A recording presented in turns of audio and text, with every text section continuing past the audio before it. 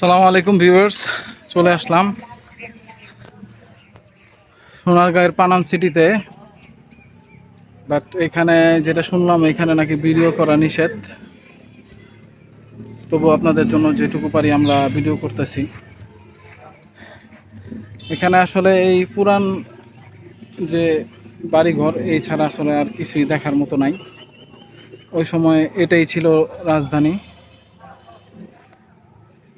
এখানে সব ব্যবসায়ীগণ এখানে বসবাস করত, তাদের বাড়িঘরই এগুলা।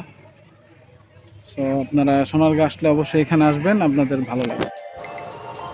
পানাম সিটি, যা পানাম নগর নামেও পরিচিত, বাংলাদেশের নারায়ণগঞ্জ জেলার সোনারগাঁয়ে অবস্থিত একটি ঐতিহ্যবাহী শহর। এটি প্রাচীন বাংলার একটি গুরুত্বপূর্ণ স্থান এবং এখানে মুঘল আমল ও ব্রিটিশ শাসন আমলের স্থাপত্য দেখা যায়। এখানে এক সময় ধনী ব্যবসায়ীদের বসবাস স্থল ছিল এবং সমলিন ও নীল ব্যবসায়ীদের জন্য বিখ্যাত ছিল এই জায়গাটি।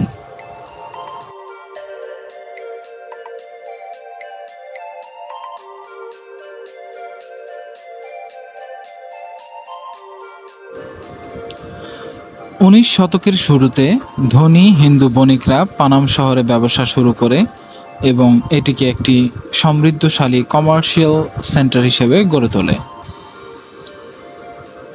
পানাম তার মসলিন কাপড় ও নীল ব্যবসায়ীদের জন্য বিখ্যাত ছিল।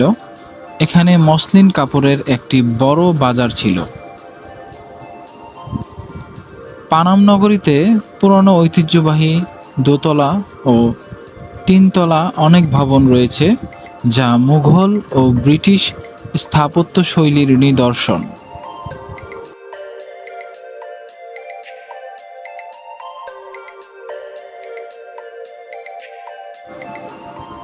একবার পারস্যের বিখ্যাত কবি হাফিজকে আমন্ত্রণ জানিয়েছিলেন তৎকালীন বাংলার সুলতান গিয়াসউদ্দিন আজম শাহ।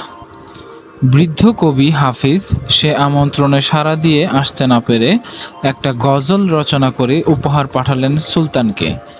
এই গজলের সূত্র ধরে ফার্সি এক পর্যটক এসেছিলেন সোনারগাঁতে আর মুগ্ধ হয়েছিলেন পানাম নগরীর এই অপরূপ সৌন্দর্য দেখে।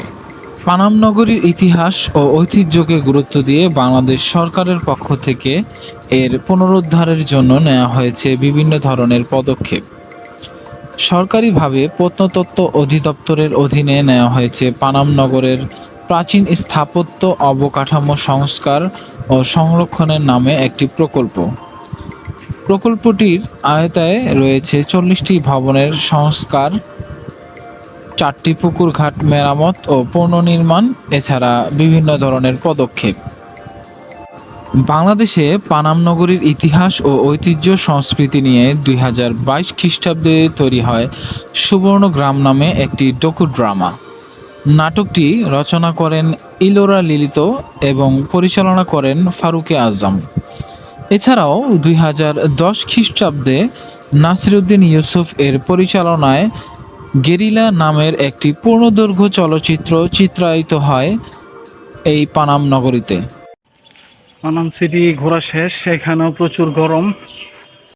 পানাম সিটি থেকে টিএন ব্লগের ভিডিওর শেষ প্রান্তে আপনাদের সবাই কাছ থেকে বিদায় নিয়ে এই চ্যানেলটি সাবস্ক্রাইব ও শেয়ারের আবেদন জানিয়ে শেষ করছি আজকের ভিডিও। আসসালামু আলাইকুম।